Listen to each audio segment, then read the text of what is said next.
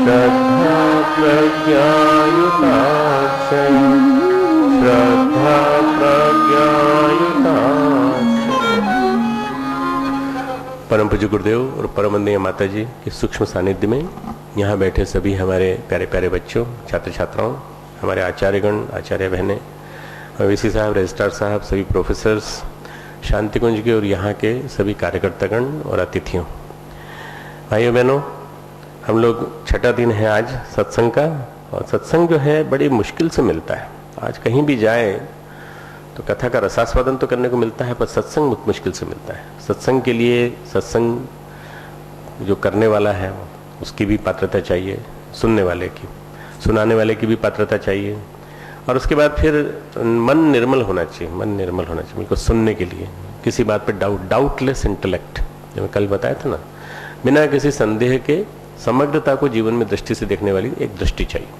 यदि वो होगी तो फिर हम लोग अपने आप को सही ढंग से पढ़ पाएंगे पूरी तरह से। आज जो हम ये कथा आगे बढ़ा रहे हैं, चित्रकूट के घाट पर तुलसीदास जी और संत का घाट समाप्त हो गया। चित्रकूट के घाट पर काकभुशुंडी और गरुड़ के संवाद की बात चल रही है। ये वहां नहीं हुआ है, ये हुआ है सुमेरु पे। हम सुमेरु पे जो संवाद हुआ है, या फिर तो काकभुशुंडी के जो आश्रम है हिमालय में, वहां जो संवाद हुआ है उसकी बात करेंगे। पर कल जो बात की थी गरुड़ को मोह हुआ, तो गरुड़ को जो मोह हुआ वो ये हुआ कि भगवान जब के बंधन जब मैं काट सकता हूं तो फिर भगवान कैसे हुए? भगवान तो नहीं है।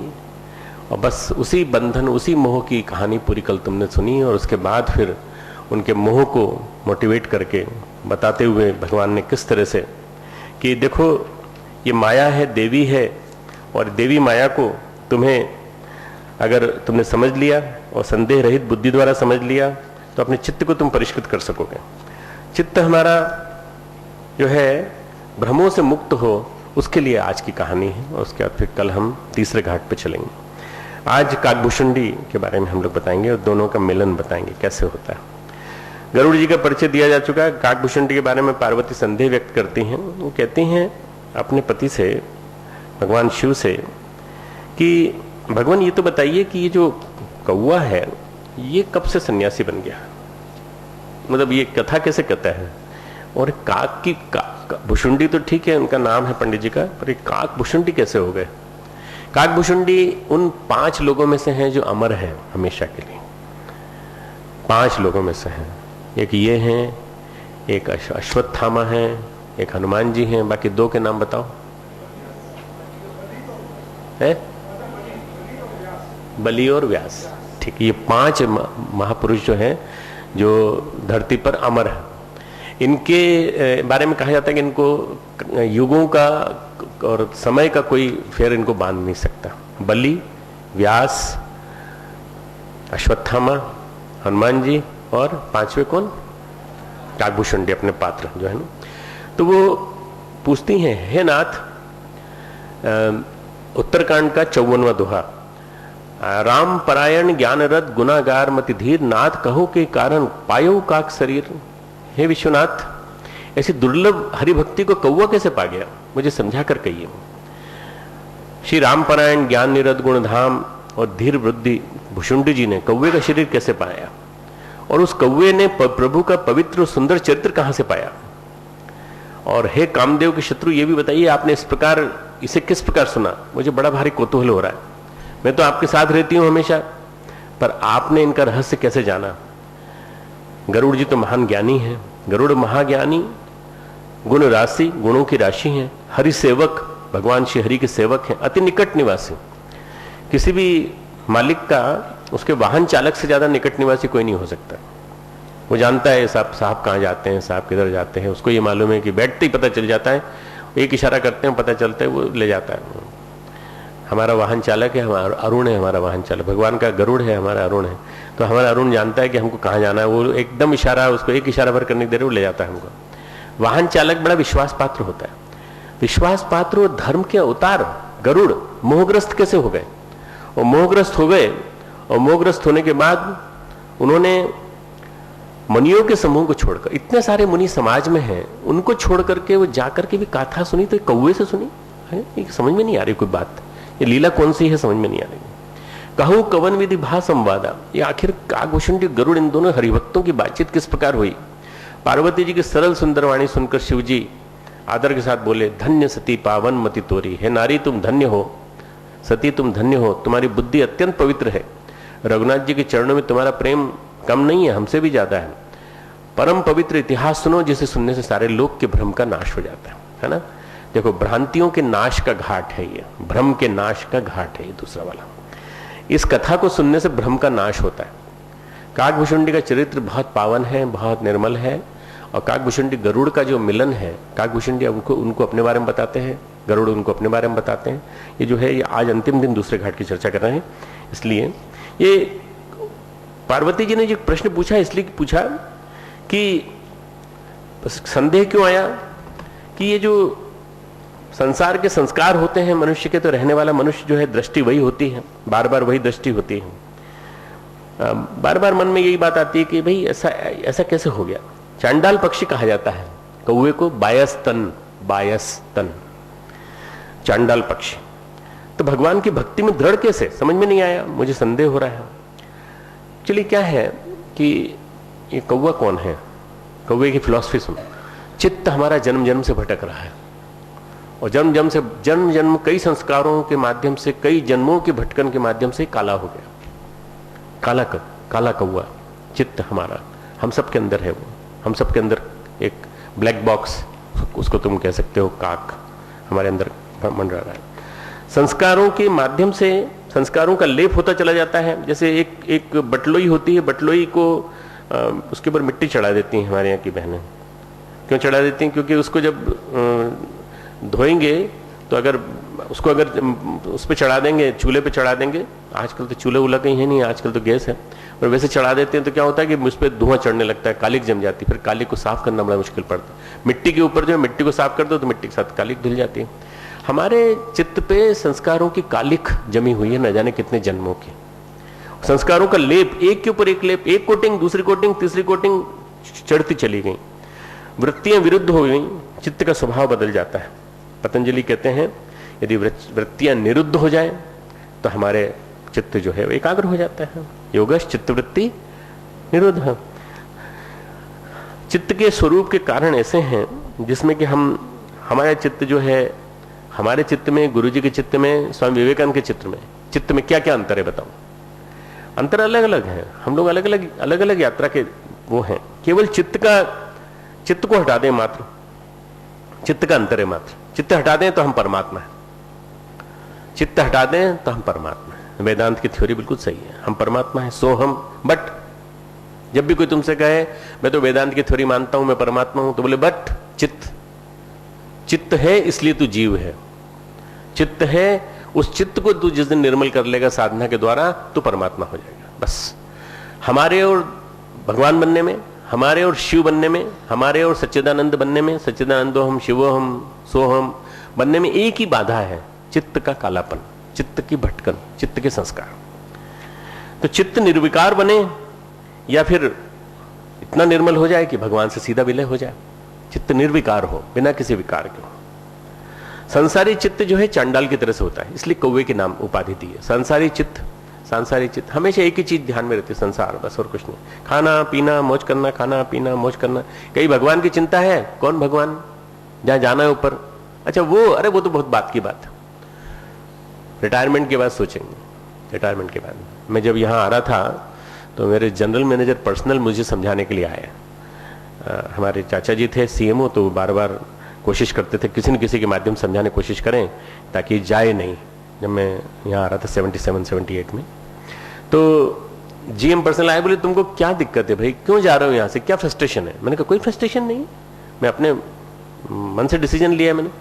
बोले अरे भाई ऐसा है कि ये जो उम्र है तुम्हारी, ये तो खाने कमाने की है, मस्त रहने की है। और हमने तुम्हारा पूरा इतिहास पता लगा लिया है पहले का, तुम बहुत अच्छे एंजॉय करने वाले और हर तरह के व्यक्ति थे, तुमने सब तरह से एंजॉय किया, पढ़ाई भी की, खेले कूदे भी, सब कुछ किया। और उसके बाद तुम्हारे अंदर ये वैराग्य कहाँ से अचानक पैदा हो गया? आखिर कोई कारण तो नहीं, कोई जीवन में कोई घटना घटी हो, कोई ऐसा हुआ हो, कोई प्रेम हुआ और वो भंग हो गया और ये हो गया? अरे मैंने कहा आप बड़े साइकोलॉजिस्ट बन रहे हैं। दत्ता जी थे, मिस्टर जीएम दत्ता, बाद में वो पर्सनल डायरेक्टर बने, बाद में फिर वो ईडी बने, सीएमडी बने बीएचईएल के। तो मैंने कहा आप अपने आप को बड़े मनोवैज्ञानिक समझते हैं, पर आप हमारे गुरुदेव को नहीं जानते। फिर मैंने गुरुदेव के बारे में बताना चालू किया। गुरुदेव के बारे में बताते ही उनकी सारी माया गायब हो गई, पूरी संसार की जितनी भी चीज सब बताते बताते बोले फिर कहाँ मिलेंगे। मैंने कहा जहां मैं जा रहा हूँ आप आ जाओ, मैं परिचय करा दूंगा आपका। मुझे समझाने आए थे, मुझे अपनी माया में लपेटने आए थे कि कहाँ जा रहे हो, ये उम्र तुम्हारे जाने की नहीं। उन्होंने एक वर्ड यूज किया था, ये उम्र तुम्हारे जाने की नहीं है, ये उम्र मैं 20 साल बाद मैं भी सोच सकता हूं, जब मैं 60-65 साल का हो जाऊंगा। हर आदमी के मन में आता है अध्यात्म और धर्म, भगवान का काम, हरिद्वार उन लोगों के लिए है जो 60-65 की उम्र। तुम लोग जब एडमिट हुए थे तब तुम्हारे माँ बाप और तुम्हारे रिलेटिव्स ने पूछा होगा कहाँ जा रहे हो हरिद्वार। हरिद्वार को जाने की जगह, या तो हरिद्वार जाते हैं तो शाद तर्पण करने के लिए जाते हैं, या हरिद्वार जाते हैं तो साधु सन्यासी बनने जाते हैं। तुम क्यों जा रहे हो? किसी को मालूम ही नहीं कि हरिद्वार में शांति कुंज है, किसी को मालूम ही नहीं हरिद्वार में इतनी यूनिवर्सिटी है। ये जो लोगों के मन में भ्रांति बैठी हुई है ना, वो भ्रांति बड़ी निम्न कोटि की है, सोच बड़ी निम्न है, बड़ा कठिन है इनको समझाना। संसारी लोगों को समझाना बड़ा कठिन है। चित्त हमारा जैसा होता है वैसे ही हमारा मन बन जाता है, सोचने का तरीका वैसा हो जाता है। परम पूज्य गुरुदेव के बारे में हमारा चित्त जैसा होगा वैसे सोचेगा ना। परम पूज्य गुरुदेव के बारे में हम कई अनुभूतियां लोगों से पूछते हैं, भाई साहब आपको भी अनुभूतियां हुई होंगी, आप गुरुदेव के बारे में अपनी अनुभूतियां बताइए। तो वो क्या करते हैं, गुरुदेव के बारे में नहीं बताते। कोटिंग है ना चित्त की, अपना चित्त बीच में आ रहा है, वो अपने बारे में ज्यादा बताते हैं। मैं जब गया तो गुरुदेव ने फिर मुझे देखा, फिर मैंने ये किया, फिर मैंने वो किया। अरे उन्होंने कहा आपने किया वो तो ठीक किया, परंतु गुरुदेव ने क्या किया, गुरुदेव की तो बात बताओ। 90% बात मैं के ऊपर केंद्रित रहती है और गुरुदेव नहीं आते उसमें। अनुभूति में भी हम गुरुदेव को लपेट में ले लेते हैं जब, तो हम अपने को बताते हैं। जिसने जो संस्मरण हमारे यहाँ रिकॉर्ड कराया उसको मैंने पूरी की पूरी संस्मरणों की पूरी सीडी डीवीडी करीब 8-10 डीवीडी पूरी मंगाकर मैंने स्कैन करी, देखा तो उनमें से करीब 10% मटेरियल लेने लायक है, बाकी नहीं। क्यों? कोई वर्णन ही नहीं है, ऐसा कोई वर्णन ही नहीं। आत्मश्लाघा, आत्म यानी मैं, मेरी, श्लाघा यानी प्रसन्नता, प्रशंसा, मेरी अपनी प्रशंसा। मेरे से गुरुदेव ने कहा तुम बहुत अच्छे हो, तुम बहुत बढ़िया हो, तुम ये हो, तुम ये हो, मैंने ये किया, मैंने ये किया, मैंने ये किया, मैंने। चित्त हमारा जैसा होगा वैसे ही हमारा चिंतन होगा। चित्त हमारा होगा तो हम गुरु को भी लपेट में ले लेंगे, चित्त हमारा होगा तो हम भगवान को लपेट में ले लेंगे। अपने से जोड़ करके सबने सुनाया। चित्त चाहता था ना अपनी बातें सुनाना। एक चित्त वो जो भटकता रहता है, बायस की तरह से, बायस ने कौआ। आत्मा सर्वव्यापक है पर चित्त रूपी घट के अनुसार अपनी शक्ल बदलती रहती है। जैसे ये समझ लो, ये ग्लास है, इस ग्लास में पानी भरा है तो ये ऐसा है, इस ग्लास का पानी इसमें निकाल दूं, निकाल नहीं रहा हूं मैं, इसमें निकाल दूं तो इसके जैसे हो जाएगा, पेट की तरह से हो जाएगा, है ना। जिस बर्तन में डालोगे उस बर्तन के आकार का स्वरूप ले लेगा। ये चित्त की विशेषता है। चित्त रूपी घट के अनुसार हमारी आत्मा बदलती रहती है, चित्त रूपी घट के हिसाब से। क्रोध बदला की भावना आई तो हम सांप बन जाएंगे, रजोगुण प्रबल हुआ तो हम शेर बन जाएंगे, और थोड़ा सा ज्यादा आसक्ति वाली बात आई और ज्यादा हमारी गंदगी में रहने का मन हुआ तो हम सूअर बन जाएंगे। भाई तो आपके ऊपर है, आप जैसी इच्छा रखोगे वैसे बन जाओ, जैसा आपका मन होगा वैसे बन जाओगे। ये चित्त ही हमें ले जाता है, चित्त ही हमें कैरी करता रहता है फॉरवर्ड, बिल्कुल। तो जो हमारे पुनर्जन्म होते हैं उसी के आधार पर होते हैं। भगवान स्वामी विवेकानंद यात्रा पे थे तो वाराणसी में उन्होंने देखा अरे ये गाय को देखा, गाय को देख कर रुके, अरे नगेश, ए नगेश तू यहां कैसे? तो उसने सिर हिलाया गाय ने। तो बाकी लोगों ने कहा गाय, नागेश आगेश कोई नहीं, गाय है, आप समाधि में चले गए। समाधि नहीं है भाई, तो हमारे साथ था, ठाकुर के आता था, न जाने किस कर्मों के वश ये बेचारा गाय बन गया। उन्होंने उसके ऊपर हाथ फेरा और बाद में ऐसा सुना है कि गाय को मुक्ति मिल गई। गाय का जन्म ले लिया उसने, मर तो गया था, नरेंद्र विवेकानंद के सामने मर गया था, पर मरने के बाद उसको गाय की योनि मिली। किसको क्या योनि मिल जाए मालूम नहीं। अपन लोग सब थोड़ी देख सकते कौन क्या बन गया, पर स्वामी विवेकानंद देख सकते थे, उनको दिव्य दृष्टि प्राप्त थी। एक बार वो चिड़ियाघर में बंदरों के बीच में पहुंच गए स्वामी विवेकानंद, तो वहां उन्होंने 2 बंदरों को पहचान लिया। ये 2 बंदर मैं जानता हूं कौन है, एक वहां मिला था इंग्लैंड में और एक मिला था इंडिया में, भारत में कहां कौन, दक्षिण भारत। मैंने कहा, मतलब मैंने जब पढ़ा ये वर्णन, मैंने कहा दक्षिण भारत का बंदर और अमेरिका का बंदर दोनों मिलकर के एक चिड़ियाघर में कैसे इकट्ठे हो गए? ये तो भी अनंत योनि है, जीवात्मा का अनंत भ्रमण है। कोई वीसा नहीं लगता, कोई पासपोर्ट नहीं लगता जीवात्मा को घूमने फिरने का, कि यहां से कैसे आ गए, वहां से कैसे आ गए। हमारे ऊपर है, हमारा जैसा चित्त होगा वैसा हम। चित्त ने कौवे को रूप धर लिया, वो भी भगवत भक्ति में लीन। बार बार पार्वती पूछ रही हैं। स्वच्छ होते ही यह मन चित्रकूट बन जाता है, स्वच्छ होते ही यह मन चित्रकूट बन जाता है, और कौवा काकभुषुंडी बन जाता है। जैसे ही चित्त स्वच्छ होता है तो कौवा काकभुषुंडी बन जाता है। भुषुंडी एक ऋषि का नाम है, और चूंकि उन्होंने अपने साथ जोड़ा था काक, ये इसकी कहानी है, मैं कहानी सुना रहा हूं। एक्चुअली बहुत बड़ी बात कह रहा हूं मैं, अब तुम समझने की कोशिश करना। चित्त ही पर्सनैलिटी है। जो भी मनोविज्ञान के छात्र हैं उसको समझने की कोशिश करना। चित्त ही हमारी पर्सनैलिटी है।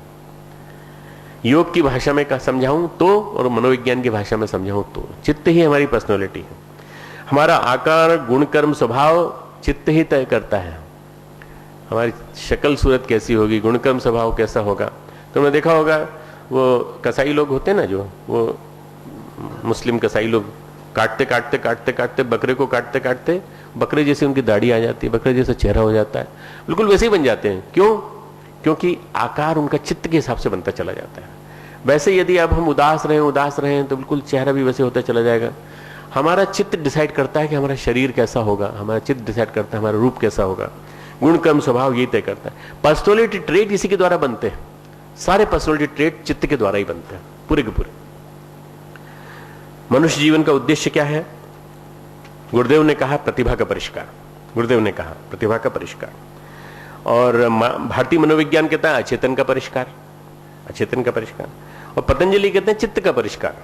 पर तीनों की बात एक ही है, चित्त का परिष्कार, अचेतन का परिष्कार, प्रतिभा का परिष्कार। व्यक्तित्व के रूपांतरण की कथा काकभुषुंडी की कथा है। व्यक्तित्व के रूपांतरण की कथा काकभुषुंडी की कथा है। काकभुषुंडी की कथा ही इस घाट का सार है, जो लास्ट आज हम डिस्कस कर रहे हैं, सेकंड पार्ट। कल और परसों हम तीसरे घाट की बात करेंगे, अंतिम दिन चौथे घाट की बात करेंगे। मेधा ऋषि के पास राजा सुरथी जाते हैं। मेधा क्या है? अंतर प्रज्ञा। दुर्गा सप्तशती में मेधा ऋषि के पास राजा सुरथ जाते हैं, क्योंकि उनका चोल शासकों ने उनके ऊपर आक्रमण किया और उनका राज्य हटा दिया। दुर्गा सप्तशती पढ़ते हो कि नहीं तुम लोग? कभी कभी समझ में आती है कि नहीं? अरे कहानी पढ़ लिया करो, कहानी पढ़ोगे तो भी आनंद आएगा उसमें। तो उसमें एक वर्णन आता है राजा सुरथी, और एक आता है समाधि वेश, और एक आता है मेधा ऋषि। मेधा ऋषि जो हैं ये अंतः प्रज्ञा है हमारी, इंट्यूटिव विजडम हमारे अंदर है। दुर्गा सप्तशती के सारे पात्र हमारे अंदर है। 9 दुर्गा हमारे अंदर है, 9 दुर्गा के रूप में 9 द्वार हमारे अंदर है, सब कुछ हमारे अंदर है। हमारी अपनी साधना ही दुर्गा सप्तशती की साधना है।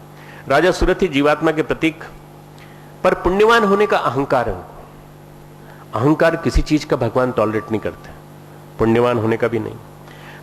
काकभुषुंडी की कथा ही इस घाट का सार है। सांसारिक चित्त काकभुषुंडी बनते ही गुरु बन जाता है मेधा ऋषि की तरह से, और मन यदि धर्म प्राण हो तो समझने की कोशिश करना। चित्त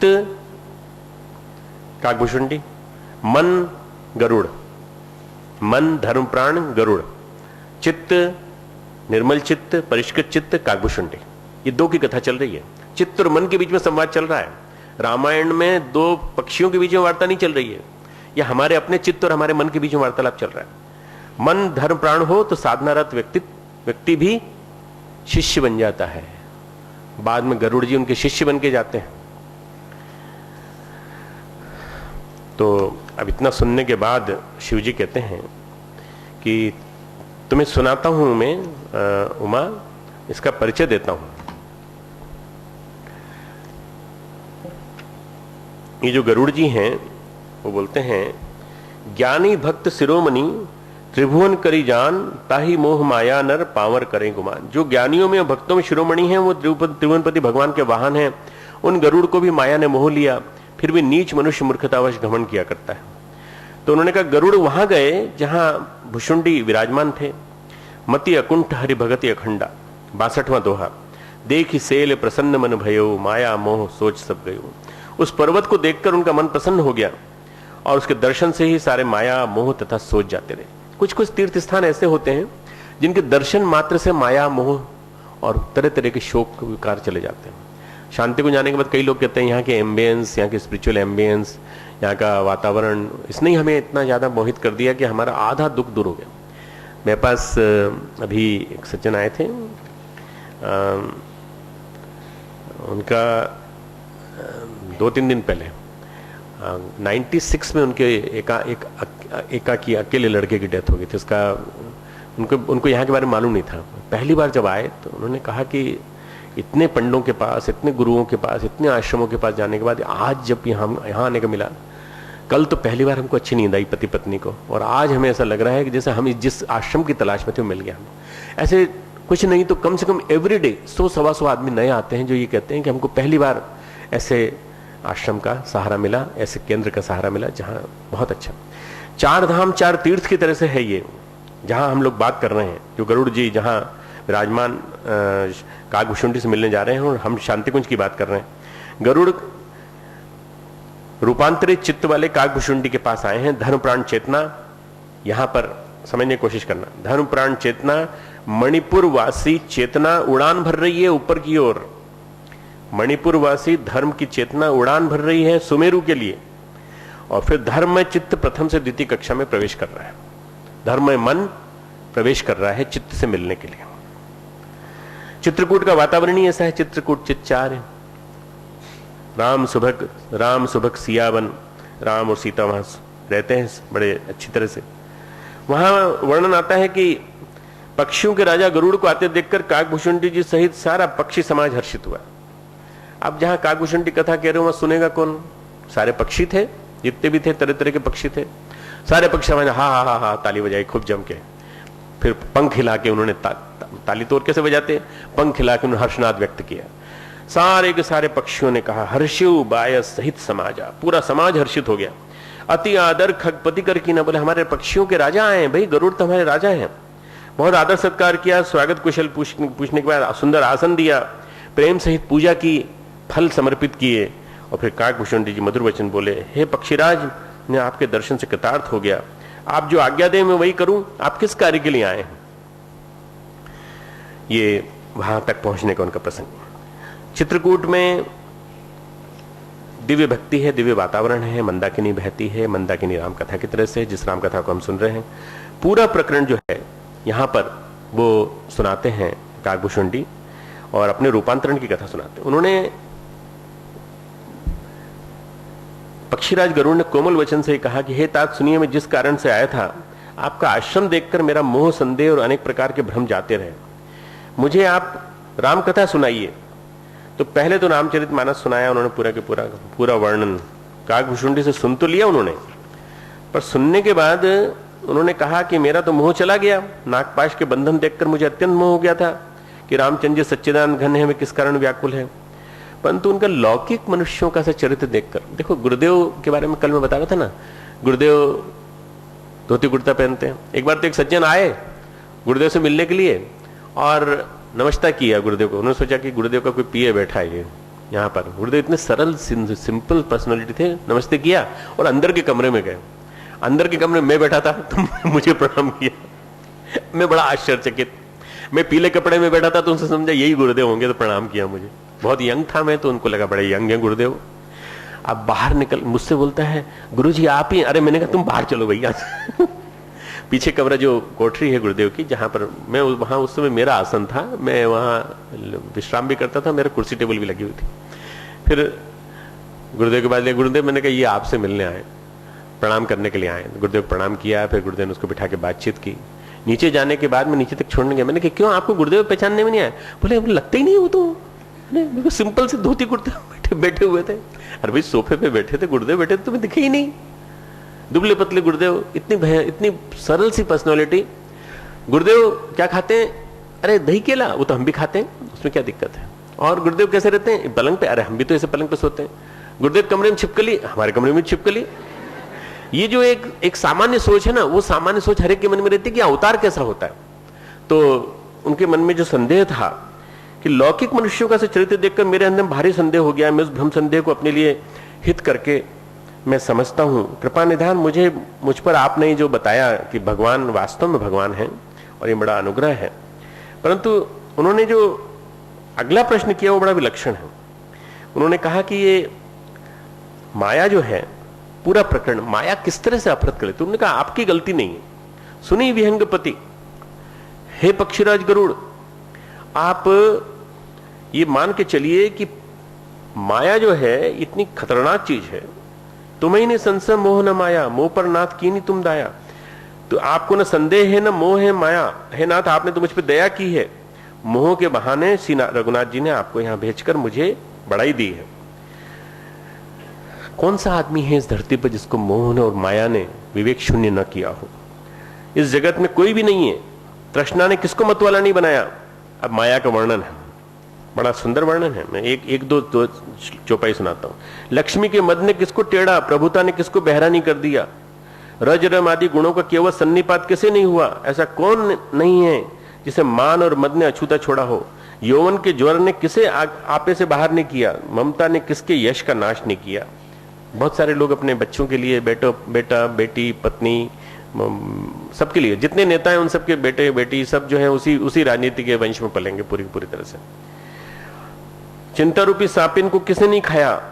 शोक रूपी पवन ने किसे नहीं हिला दिया। मत्सर ने किसको कलंक नहीं लगाया। मनोरथ कीड़ा है, शरीर लकड़ी है। ऐसा धैर्यवान कौन है जिसके शरीर में कीड़ा न लगा हो। यह सब माया का बड़ा बलवान परिवार है, बड़ा अपार है। इसका वर्णन कौन कर सकता है। शिव जी और ब्रह्मा जी भी जिससे डरते हैं, तब दूसरे जीव तो किस गिनती में है। शिव जी और ब्रह्मा जी भी माया से डरते हैं।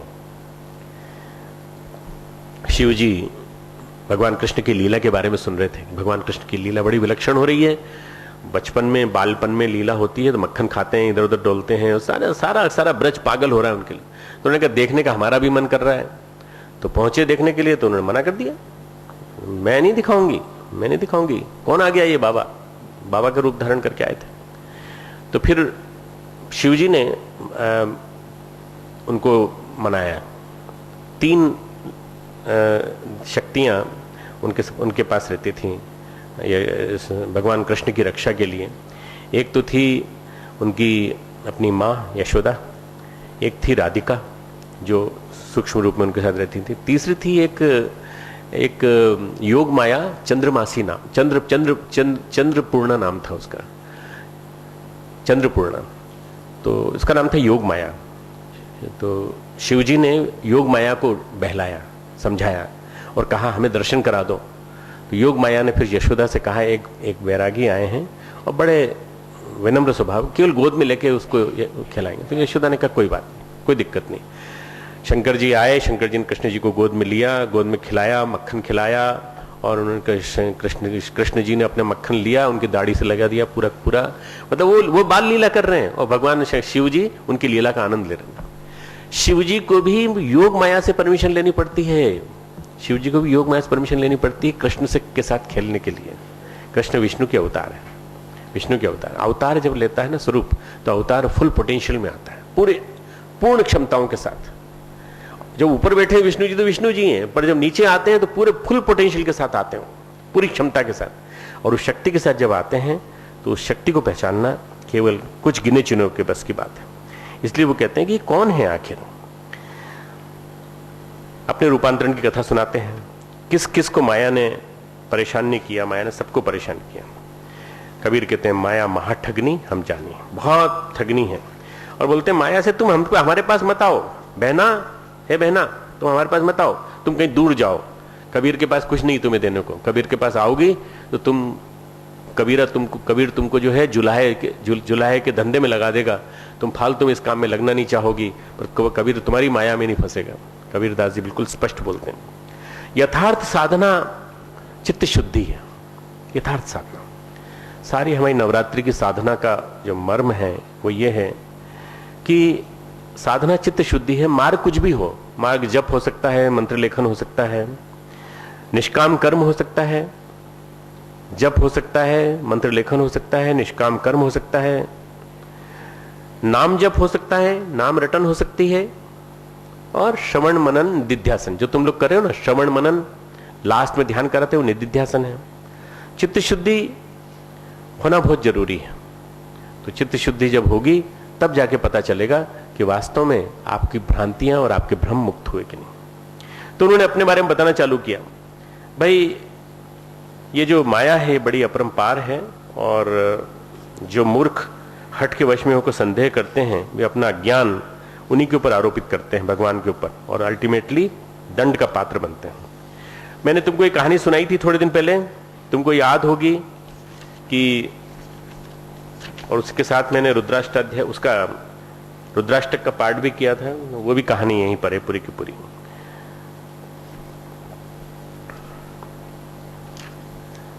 ये पक्षीराज सुनिए, मैं अपने प्रथम जन्म के चरित्र कहता हूं, जिन्हें सुनकर प्रभु के चरणों में प्रीति उत्पन्न होती है, जिससे सब क्लेश मिट जाते हैं। उन्होंने कहा कि मैं कलयुग में अयोध्यापुरी में शूद्र का शरीर पाकर जन्मा, पर मैं संस्कारों के वशीभूत होकर के मैं शिव भक्त था।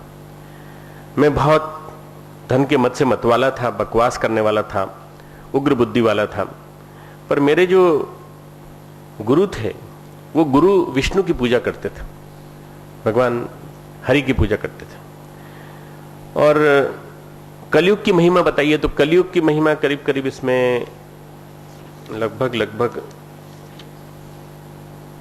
10 दोहों में कलयुग की महिमा है। कभी तुमको पढ़ना हो तो इसको पढ़ना, उत्तरकांड में 97 दोहे से 103 दोहे तक पूरी कलयुग की महिमा है, पूरा कलयुग में क्या क्या होगा। आज जितना हो रहा है ना वो सब के सब कलयुग में है, आज की कलयुग की पूरी परिभाषा इसमें। तो उनका कलयुग में ऐसा कुछ हो गया था कि मेरी माया, मेरा दिमाग भी गड़बड़ा गया, और मैं उस समय एक ब्राह्मण के साथ, ब्राह्मण वेद विधि से सदा शिवजी की पूजा करते और वे शंभू के उपासक थे, पर श्री हरि की निंदा नहीं करते थे। मैं कपट पूर्वक उनकी सेवा करता। ब्राह्मण बड़े दयालु थे और हे स्वामी, बाहर से नम्र देखकर ब्राह्मण मुझे पुत्र की भांति मानकर पढ़ाते थे। मैं शिवजी के मंदिर में जाके मंत्र जपता, मेरे हृदय में दंभ और अहंकार बढ़ गया था। मैं दुष्ट नीच जाति का, पापमयी मलिन बुद्धि वाला, मोहवश श्री हरि के भक्तों और ब्राह्मणों को, द्विजों को देखकर जल उठता था और विष्णु भगवान से द्रोह करता था। ये हमारे देश में शैवाइट्स और वैष्णवाइट्स, इनका युद्ध चले हैं। उस जमाने में श्री रामचरितमानस लिखी गई है। मतलब शिववादी और विष्णुवादी, वैष्णववादी, विष्णु को मानने वाले, इन दोनों के बीच में काफी मतलब रक्त रंजित युद्ध हुए हैं, रक्त रंजित लड़ाई हुई, अखाड़ों में लड़ाई हुई हैं। तो हमारे देश में ये भ्रांतियां, मूढ़ मान्यताएं बनी रही हैं। तो उसको तोड़ने के लिए इस रामचरितमानस में इन्होंने लिखा है कि शिव और विष्णु अलग अलग नहीं है, शक्ति के एक ही स्वरूप है, पर शिव विष्णु को प्रणाम करते हैं। अब जब उन्होंने कहा, एक बार गुरुजी ने मुझे बुला लिया, परमार्थ की शिक्षा दी, हे पुत्र, शिवजी की सेवा का फल यही है कि विष्णु के चरणों में प्रीति बढ़े, श्री राम जी के चरणों में प्रीति बढ़े। अब मेरा दुर्भाग्य देखिए, मैं दिन रात गुरुजी से द्रोह करता और थोड़ा सा भी उनको क्रोध नहीं आता था मेरे द्रोह करने पर। नीच मनुष्य जितनी बड़ाई पाता है, सबसे पहले उसी को मारकर उसी का नाश करता है। उन्होंने कहा कि हे पक्षीराज गुरुड़, मैं अधम से अधम आचरण करने लगा और मैं बार बार अपने गुरु की निंदा करने लगा, गुरु का अपमान करने लगा। एक बार अभिमान के मारे उठकर मैंने उनको प्रणाम नहीं किया। गुरुजी दयालु थे, मेरा दोष देखकर उन्होंने कुछ नहीं कहा, उनके हृदय में लेश मात्र भी क्रोध नहीं हुआ, पर गुरु का अपमान बहुत बड़ा पाप है। अति अघ गुरु अपमानता, सही नहीं सके महेश। अति अघ गुरु अपमानता, उस अपमान को शिव जी नहीं सहन कर सके। बाकी तो ठीक है, ब्राह्मण ने सहन कर लिया, ऋषि ने सहन कर लिया, उनके गुरु ने सहन कर लिया। मंदिर में आकाशवाणी हुई, अरे हतभाग्य मूर्ख अभिमानी, यद्यपि तेरे गुरु को क्रोध नहीं है, वे अत्यंत कृपालु चित्त के हैं और उन्हें पूर्ण यथार्थ ज्ञान है, फिर भी है मूर्ख, तुझको मैं श्राप दूंगा, क्योंकि नीति का विरोध मुझे अच्छा नहीं लगता। अरे दुष्ट, यदि मैं तुझे दंड न दूं तो मेरा वेद मार्ग ही भ्रष्ट हो जाए। जो नहीं दंड करूं खल तोरा, भ्रष्ट होई श्रुति मार्ग मोरा।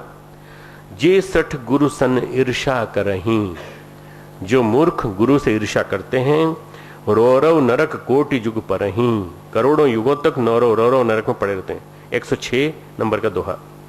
फिर वहां से निकलकर त्रिजग जोनि पुनि धरई शरीरा, तिर्यक आदि योनियों में शरीर धारण करते हैं, 10,000 जन्मों तक दुख पाते हैं।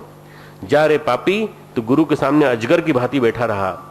रे दुष्ट, तेरी बुद्धि पाप से ढक गई है, जाके तू सर्प बन जा और 10,000 जन्मों तक तू इसी तरह से भ्रमण कर। अधम से भी अधम, महाबिटप कोटर महु जाऊ, रहु अधमादम अधगति पाई। इस अधोगति सर्प की नीची योनि को पाकर किसी बड़े भारी पेड़ के खोखले में जाके बस जा पापी, यहां से जा, श्राप दे दिया भगवान शिव ने। अब उनके गुरु जो हैं उन्होंने बड़ा हाहाकार किया, उन्होंने कहा मेरे शिष्य को इतना बड़ा दंड क्यों दे दिया आपने। तो फिर हमने आपको सुनाया था उस दिन रुद्राष्टक, आज नहीं सुना रहे। नमामि शमीशान निर्वाण रूपम, ये बहुत बढ़िया सुंदर, ये पहला दोहा मैं बोल देता हूँ। नमामि शमीशान निर्वाण रूपम विभुम व्यापकम ब्रह्म वेद स्वरूपम। नमामि शमीशान निर्वाण रूपम विभुम व्यापकम ब्रह्म वेद स्वरूपम। निजम निर्गुणम निर्विकल्पम निरीहम, निजम निर्गुणम निर्विकल्पम निरीहम। चिदाकाशमाकाश वासम भजेहम, चिदाकाशमाकाशवासं भजे। नमामि शमीशान निर्वाण रूपम। हे मोक्ष स्वरूप, विभु, व्यापक, ब्रह्म, वेद स्वरूप, ईशान दिशा के ईश्वर, सबके स्वामी शिव, मैं आपको नमस्कार करता हूँ। निज स्वरूप में स्थित, गुणों से रहित, भेद रहित, इच्छा रहित, चेतन आकाश रूप, उस आकाश को ही वस्त्र रूप में धारण करने वाले हे दिगंबर, मैं आपको भजता हूँ। अब ऐसे करीब ये रुद्राष्टक है, 8 इसमें श्लोक हैं। और फिर वो उन्होंने जो रुद्राष्टक कहा तो शिव जी ने सुनी, ब्राह्मण का प्रेम देखा, गुरु की शिष्य के प्रति कृपा देखी, और उन्होंने कहा कि तुमने अपने शिष्य के लिए ये रुद्राष्टक बोला है, मैं प्रसन्न हूँ, बताओ क्या चाहते हो। तो उन्होंने कहा, हे प्रभु, यदि आप मुझ पर प्रसन्न हैं तो हे नाथ, अपने चरणों की भक्ति दे दीजिए और दूसरा वर और दीजिए। पहले तो चरणों की भक्ति दीजिए, दूसरा वर दीजिए, दूसरा वर फिर मांग लिया। हे प्रभु, ये अज्ञानी जीव आपकी माया के वश होकर निरंतर भूला फिरता है। ये जो हमारा चेला है, काकभूषुंडी का पूर्व जन्म, काकभूषुंडी का पूर्व जन्म, शूद्र काया और खूब पैसे वाला, पर शिव जी की निंदा करने वाला, गुरु की निंदा करने वाला, और गुरु का अपमान करते हुए हरि को न मानना, शिव जी को मानना। तो शिव जी ही श्राप दे रहे हैं, हे कृपा के समुद्र भगवान, उस पर क्रोध न कीजिए। ऐसा कहा जाता है कि शिव जी ही महागुरु हैं, और जो अपमानित करता है गुरु को तो शिव जी उस पर रुद्र रूप बरसाते हैं। उन्होंने कहा कि हे शिव, आप कृपा करिए, और इस कृपा करके हे ना, थोड़े ही समय में, शाम के बाद अनुग्रह, इसका आज जो है, इसका जो श्राप है, ये आज शाम तक इसको आप अनुग्रह से मुक्त कर दिए। बोले नहीं, मेरा जो है शाप कम से कम 1000 जन्मों तक तो इसको रहेगा। 10,000 से मैं मिनिमाइज कर रहा हूं, 1000 कर रहा हूं, पर 1000 जन्मों के अंदर 1000 जन्म अवश्य पाएगा। पर जन्मने और मरने में जो दुख होता है, जन्म और मरण बड़ा दुख पैदा करते हैं। मरना भी बहुत दुखदायी है, जन्म लेना भी बहुत दुखदायी है। 9 महीने तक घर में दुख पाना, बाहर आने के बाद फिर दुख पाना, 5 साल तक माता के ऊपर डिपेंडेंट रहना, उसके बाद फिर 10 साल तक पिताजी के ऊपर डिपेंडेंट रहना, फिर उसके बाद मौका लग गया फिर देव संस्कृत विश्वविद्यालय में एडमिशन ले लेना। जैसे तुम लोग आ जाते हो यहाँ पे BSc BA में, यहाँ आ गए, जो बड़े होके आते हैं वो MA MSc में आते हैं। तुम लोग बड़े सौभाग्यशाली और पुण्यवान हो, पिछले जन्म के ऋषि मुनि हो, यहाँ जन्म लेकर के आ गए हो। जिनकी दुर्गति होती है वो बड़े बड़े दिल्ली यूनिवर्सिटी में और बड़ी बड़ी ऐसी यूनिवर्सिटी में एडमिशन लेते हैं जहाँ उनकी दुर्गति होती है, जहाँ वो तरह तरह के व्यापारों में उलझ जाते हैं, गड़बड़ाते हैं। तुम लोग बड़े सौभाग्यशाली हो। तो जन्मना और मरना दोनों बड़ा कष्टकारी है, बड़ा परेशान करने वाला, बड़ा दुखी करने वाला है। इसको दुख नहीं व्यापेगा, किसी भी जन्म में इसका ज्ञान नहीं मिटेगा। ये ज्ञान जो है इसको मिटेगा नहीं। हे शूद्र, ये मेरा प्रामाणिक वचन सुन, मेरा सत्य वचन सुन। अब कभी ब्राह्मण का अपमान मत करना, संतों को अनंत श्री भगवान के समान मानना। और मैं एक आशीर्वाद देता हूं, तेरी अबाध गति होगी, अर्थात तुम जहां जाना चाहोगे बिना रोक टोक के जा सकोगे। अब इतना सुनने के बाद जो काकभूषुंडी हैं अपनी कहानी सुनाते सुनाते यहां तक आके विराम लेते हैं थोड़ा। ये मेरे साथ हुआ और उसके बाद मेरे कई जन्म हुए, अब अपने जन्मों की कहानी सुनाते हैं। चित्त जब घुलता है तो घुलते घुलते असंभव से संभव भी होने लगता है। चित्त धुलते धुलते असंभव से संभव होने लगता है। रूपांतरण सभी का संभव है।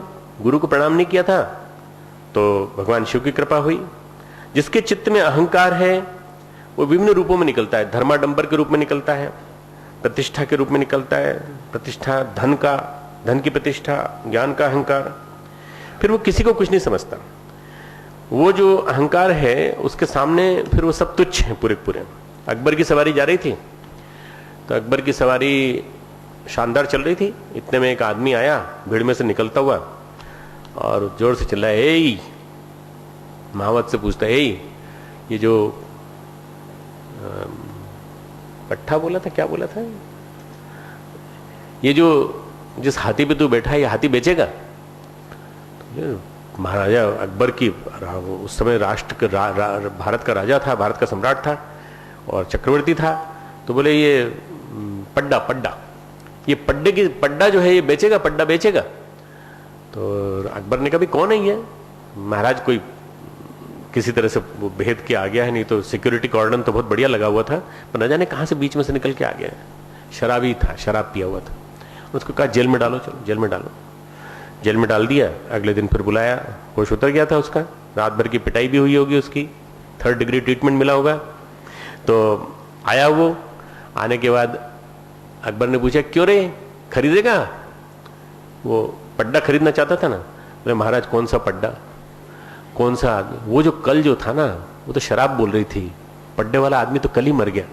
ये तो आपके सामने गरीब है जो आप, जिसको आप माफ कर दो तो सब कुछ मिल जाए। तो हर आदमी बोराया हुआ घूम रहा है। कभी वारुणी मद बोराती है, मदमत्त कर देती है, कभी हमारा अहंकार मदमत्त कर देता है। शराब से भी ज्यादा विष, शराब से भी ज्यादा विषैली हमारी अहंकार की वारुणी है। शराब का असर तो थोड़ी देर में मिट जाता है। थोड़ा सा उल्टी करा दो, थोड़ा पानी पिला दो, सब ठीक ठाक हो जाएगा, ठीक ठाक होश में आ जाएगा। पर इसका कब हो जाएगा? अहंकार का विष तो नहीं जाएगा। अहंकार तो ऐसा चढ़ के बोलता है कि बिल्कुल मैं सबसे बड़ा, सर्वोपरि, मैं दुनिया का नरेश, मैं दुनिया का सबसे बड़ा। बोले जो कल जो खरीद रहा था ना, वो शराब खरीद रही थी, मैं नहीं खरीद रहा था, शराबी खरीद रहा था, मैं नहीं खरीद रहा। यह है विमूढ़ चित्त, उसकी स्थिति बोराई हुई होती है। विमूढ़ चित्त बोराई स्थिति में घूमता रहता है। और घमंड जो है वो हर चीज में। तो उन्होंने कहा मेरी आंखों में भी था, गुरु मुझे विवेक दे रहे थे। गुरु मां की तरह से होता है, विवेक देता है, समझाता है, जो शिष्य के लायक है उसे देता है। मां जो है, बच्चे को पूड़ी नहीं पचेगी, खीर नहीं पचेगी, पर बच्चा जिद कर रहा है कि पूड़ी सब, खीर सबके लिए बनी है, मुझे भी दो। तू 1.5-2 साल का है, तू आराम से भी छोटी चीज ले ले, बाद में थोड़ा सा 1 चम्मच खीर ले ले। नहीं मैं तो पूरी 1 कटोरी पीऊंगा।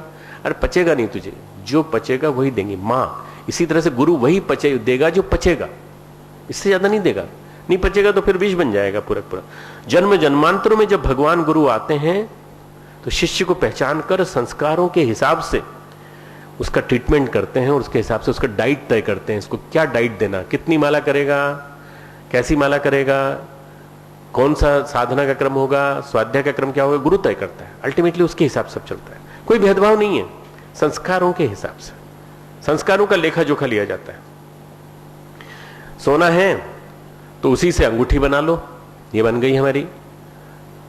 महिलाएं बाजूबंद बना लेती हैं, मालूम नहीं आजकल बनते कि नहीं बनते। और कोई गले का वो बना लेते हैं, हार बना लेते हैं। सोना वही है, सोना वही है, पर तरह तरह के रूपों में है। सारा खेल संस्कारों का है, उसी के हिसाब से कर्म विधान बनता है। सारा खेल संस्कारों का है, उसी के हिसाब से कर्म विधान बनता है। मर्यादा भंग नहीं होने पाती, मर्यादा कभी भंग नहीं हो पाएगी। कभी कभी भगवान मर्यादा भंग नहीं होने देते। मर्यादा को बनाए रखना भगवान का काम। महाभारत में युद्ध चल रहा था और महाभारत का में घटोत्कच का बेटा बर्बरीक, घटोत्कच जो था वो भीम का बेटा था, हिडिंबा से पैदा हुआ था। तो हिडिंबा वो थी, राक्षसी थी। राक्षसी के संस्कार उसमें भी आए, बर्बरीक में भी आए, हिडिंबा के संस्कार उसके अंदर भी आए।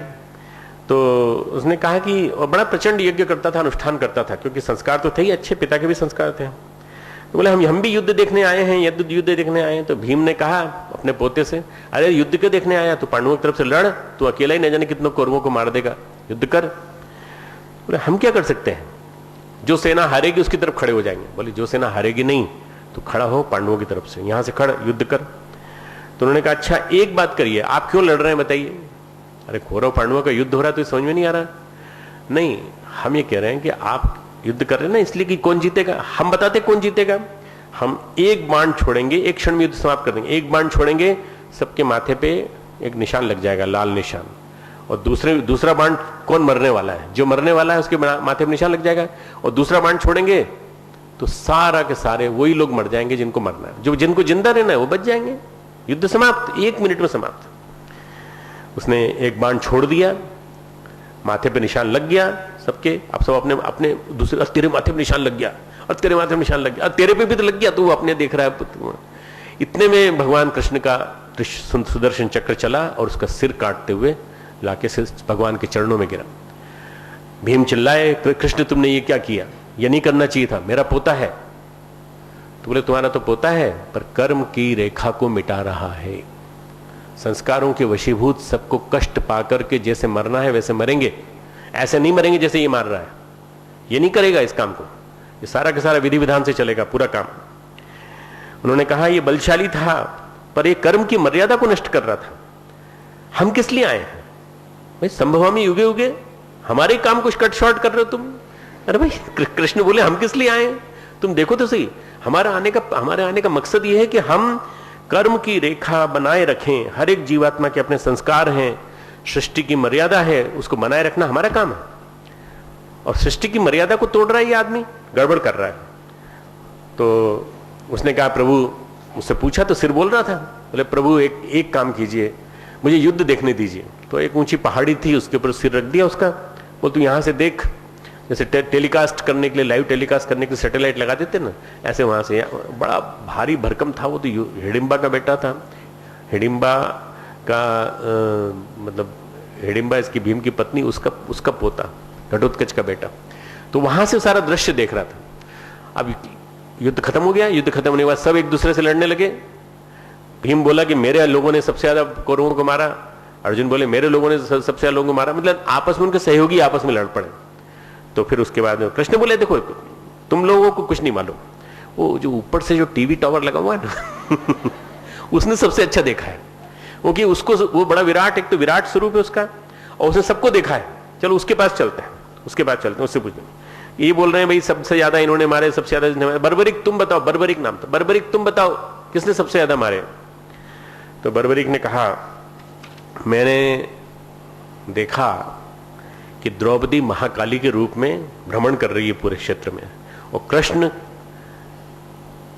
सबके सिर काट रहे हैं, और जो रक्त निकलता चला जा रहा है वो रक्त महाकाली के रूप में वो पीती चली जा रही है।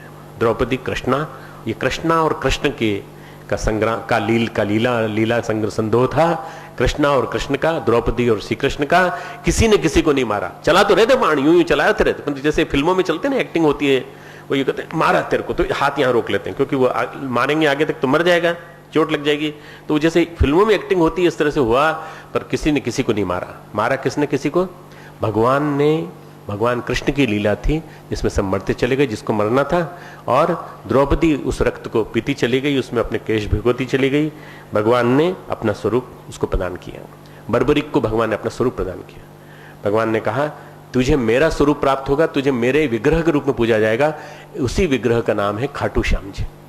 खाटू श्याम जी तुमने नाम सुना होगा ना, उसी विग्रह का नाम है खाटू श्याम जी। ये विगत जन्म में गंधर्व था, एक गंधर्व था जिसकी छोटी सी कहानी हो, ब्रह्मा की सभा में। तो ब्रह्मा की सभा में बोले अनाचार और अत्याचार बहुत बढ़ गया है, धरती पर अवतार होना चाहिए। तो ये छोटा सा गंधर्व जो है ना, इसका नाम था हाहा हुहू, बड़ा हाहा हुहू नाम का गंधर्व था, महाभारत में कथा आती। तो इसने कहा कि भगवान हम भी एक बात बोलना चाहते हैं। बोले कौन बोल रहा है भाई बीच में, बहुत बड़ी विद्वत जनों की क्लास चल रही है, तो एक छोटा सा आदमी उठ के खड़ा हो जाए। बोले हम ये कहना चाहते हैं कि अवतार की जरूरत क्या है, ये काम तो हम भी कर सकते हैं, धरती पे जाके परिवर्तन करना है तो हम ही कर सकते हैं। बोले जा दुष्ट, ब्रह्मा जी ने कहा जा दुष्ट, तू धरती पर जा और कृष्ण के हाथों तू मारा जाएगा, कृष्ण के हाथों तू मारा जाएगा, पर तुझे कृष्ण अपना रूप प्रदान करेंगे। तो ये वही वाला गंधर्व है जो बर्बरिक बना, बर्बरिक बनने के बाद फिर खाटू श्याम जी बना, ऊपर चढ़ा, वहां पे टावर पे चढ़ा, और उसके बाद फिर खाटू श्याम बना। ठीक है, ये क्या है, हर चित्त अपने संस्कारों के अनुरूप गति पाता है। आप कर्म की रेखा को नहीं बदल सकते, कर्म की रेखा को नहीं बदल सकते। काकभूषुंडी बता रहे हैं कि हमने गुरु को प्रणाम नहीं किया न, और पूरी स्तुति हुई, सब कुछ हुआ, चित्त रूपांतरित होता है तो ऋतंभरा प्रज्ञा बनती है। उन्होंने कहा कि साहब ये जो हमारी स्थिति थी वो ये थी कि हमने गुरु जी के, हमने कई जन्म पाए, कई तरह के जन्म पाए, और जन्म पाने के बाद फिर हम लोमश ऋषि के पास गए।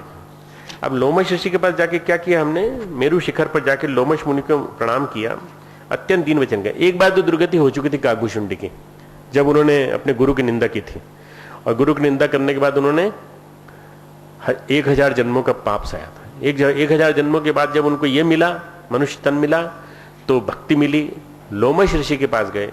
अब दूसरी दुर्गति यहां इनकी होती है। अपनी कथा सुना रहे हैं गरुड़ जी को। हे पक्षीनाथ, मेरे अत्यंत नम्र और कोमल वचन सुनकर लोमश ऋषि ने कहा, हे ब्राह्मण, आप किस कार्य से आए हैं? तो मैंने कहा, कृपानिधि, मैं भगवान राम की कथा सुनाता हूं, और भगवान राम जो हैं वो उनकी मैं सगुण उपासना करता हूं। मैं जगह जगह अयोध्या भी गया हूं, उनके दर्शन भी किए मैंने। तो हे मुनीश्वर, मुझे सगुण ब्रह्म की उपासना के बारे में बताइए। मेरा मन राम भक्ति रूपी जल में रम रहा है। तो उन्होंने, लोमश ऋषि ने कहा कि हरि कथा में सुनाता हूं तुमको सगुण की, पर निर्गुण की बात भी कहता हूं। तो बोले, मैंने उत्तर प्रत्युत्तर किया, मैंने तर्क किया, मैंने बार बार वाद विवाद किया कि देखिए मैं निर्गुण की बात नहीं सुनना चाहता। निर्गुण कहता है सोहम शिवम तत्त्वमसि, और सगुण कहता है श्री राम, श्री हरि, उनकी लीला। तो उन्होंने कहा, मैं सगुण निर्गुण नहीं सुनना चाहता। मैंने विवाद में पड़ गए, और बारंबार संकोप मुनि करे निरूपम ज्ञान, 111वां श्लोक दोहा, मैं अपने मन बैठ तब करूं विविध अनुमान। मुनि बार बार क्रोध सहित ज्ञान का निरूपण करने लगे, तब मैं अपने अनुमान लगाने लगा। मैं ये अनुमान लगाने लगा कि द्वैत बुद्धि के बिना क्रोध कैसा, फिर अज्ञान की क्या त्रैत बुद्धि हो सकती है?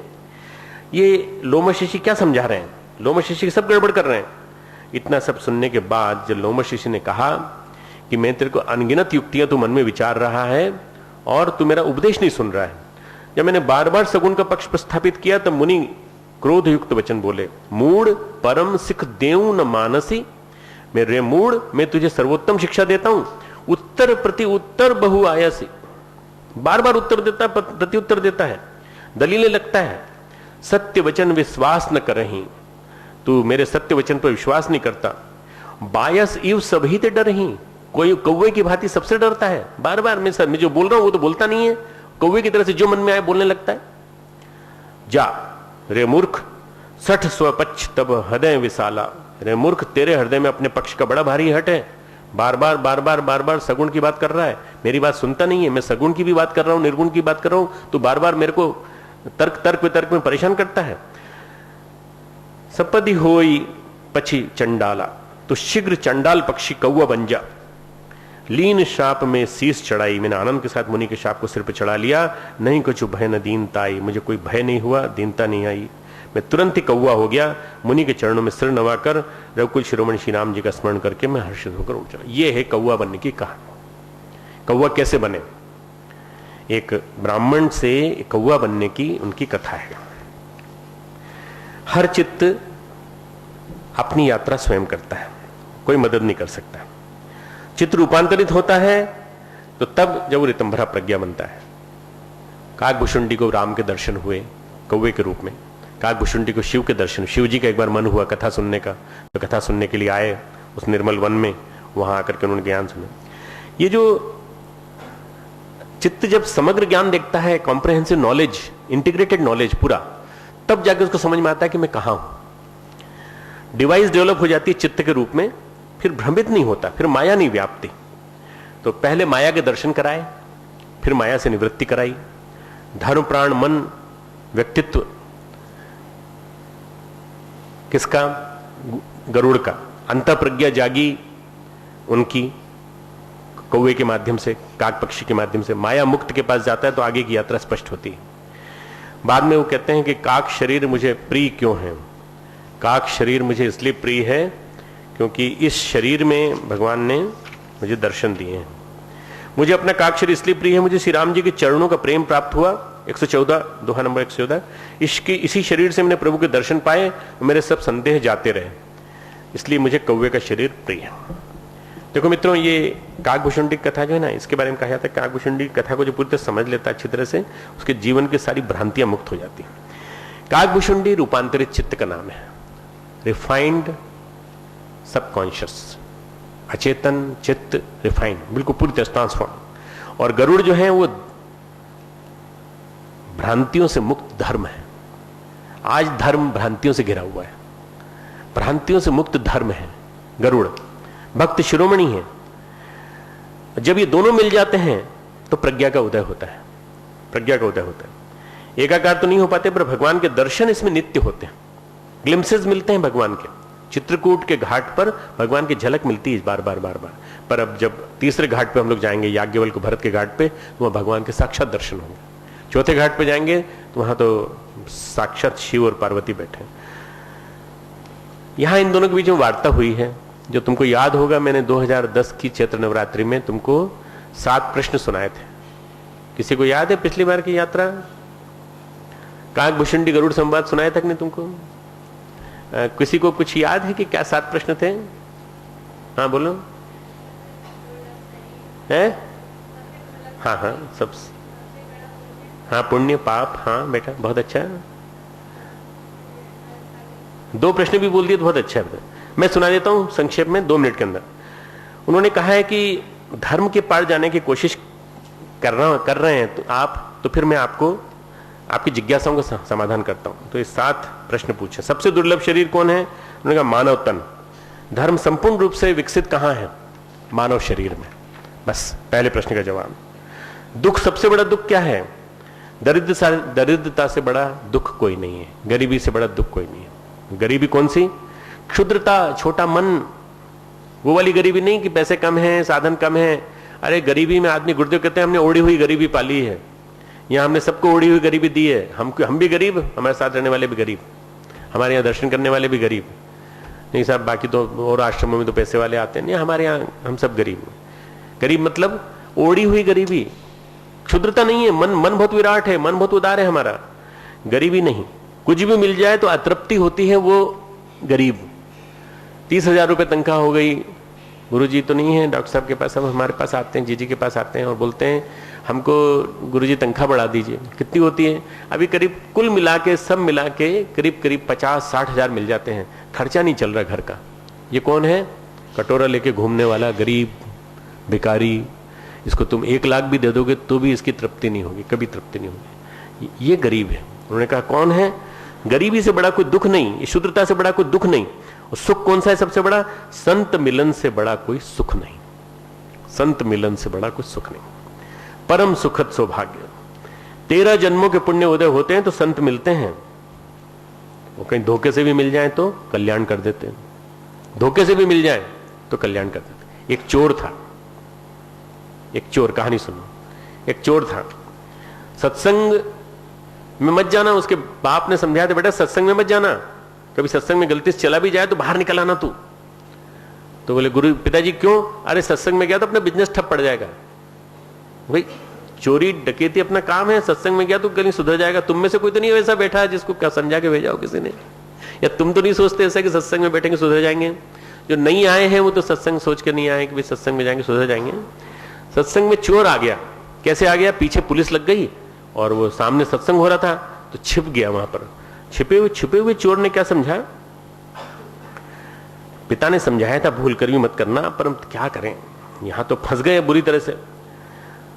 स्वामी जी बोल रहे थे देखो किसी उपासना किसी की भी की जा सकती है, यक्ष गंधर्वों की भी की जा सकती है, देवताओं की भी की जा सकती है। भूतों के पास भी छिपे हुए खजाने होते हैं, और भूतों के पास छिपे हुए खजाने जो हैं उनको अगर सिद्ध कर लिया जाए तो वो पाए जा सकते हैं। विधि भी बता दी उन्होंने, भूतों के पास छिपे खजाने को कोई से पाए।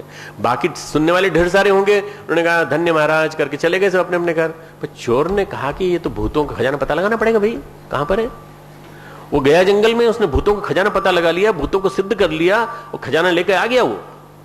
और खजाना इतना बड़ा था, वो लेकर के आया और ला करके उसने कहा महाराज आप हमारे गुरु हैं, आपने हमें खजाने का पता बताया। ये तुम खजाना ले भी आए? कहां से लाए? भूतों का खजाना।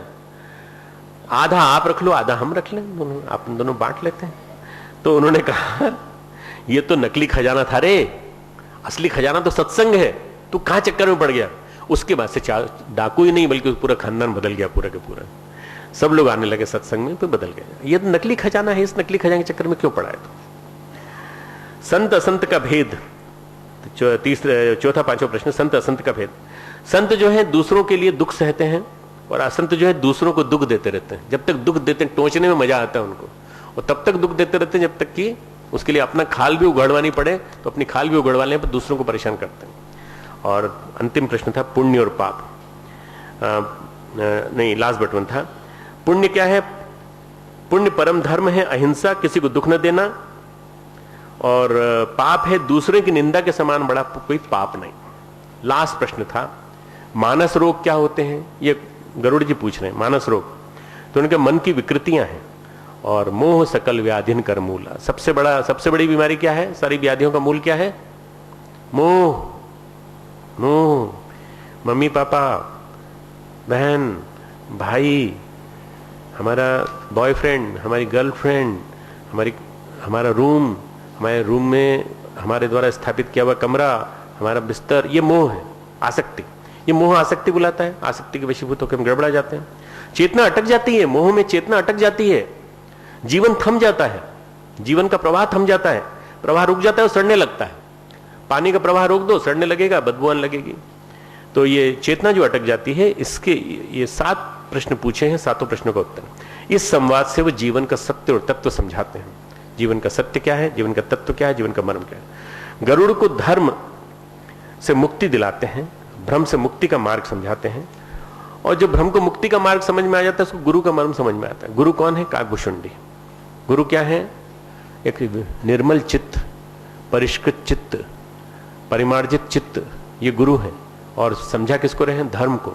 आज धर्म को जितने अच्छे मार्गदर्शन की जरूरत है, आज धर्म भटक रहा है।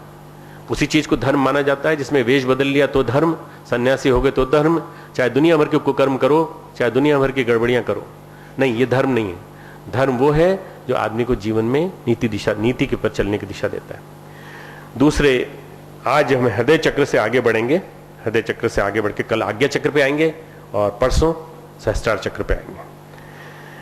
बिनु हरि कृपा न होई सो गावई वेद पुराण, गिरजा संत समागम सम न लाभ न कछु आन। ये मैंने जो बोला है श्लोक चौपाई, इसका अर्थ समझा देता हूं।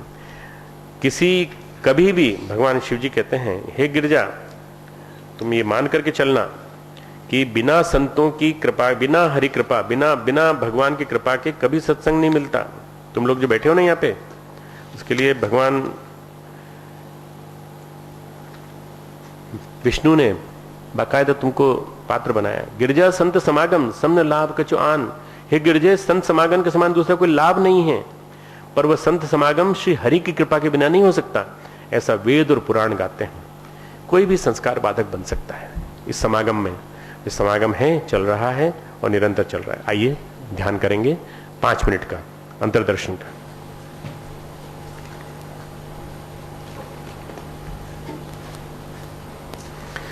अंतर्दर्शन का मतलब है आत्म साक्षात्कार,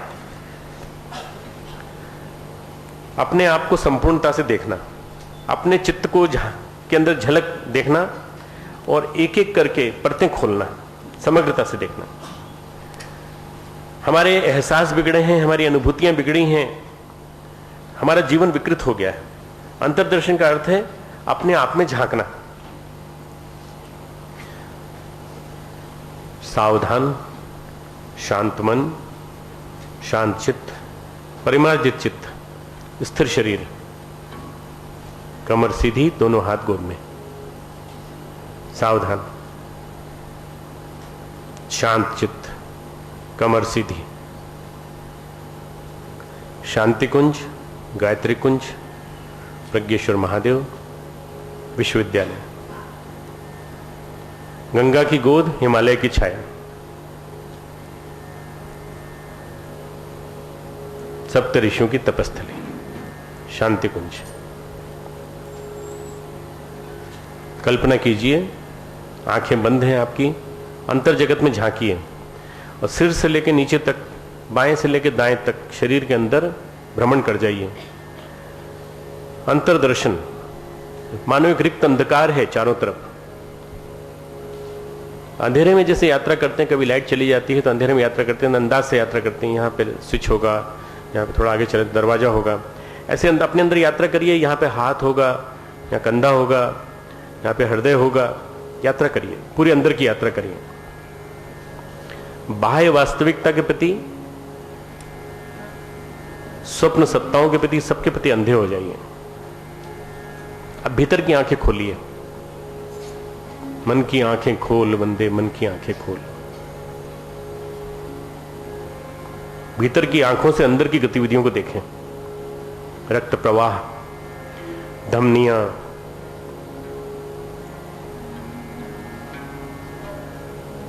रक्त नलियां, तेजी से दौड़ता स्नायु प्रवाह, अंतर जगत।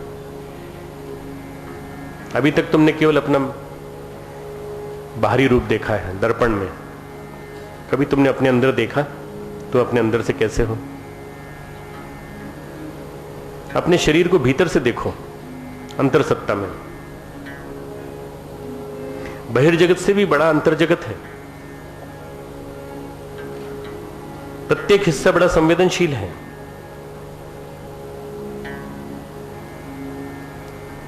तुम्हारा पैर, तुम्हारे पैर के अंगूठे, तुम्हारे हाथ के अंगूठे, सब कुछ अंदर बहुत संवेदनशील है। कल्पना करिए ऊर्जा का अंदर प्रवेश हो रहा है, प्रकाश ही प्रकाश, पैरों में प्रकाश, हाथों में प्रकाश, पेट में प्रकाश, छाती में प्रकाश, हृदय क्षेत्र में प्रकाश। उसी प्रकाश की उल्लास की प्रतीक ये बांसुरी की धुन।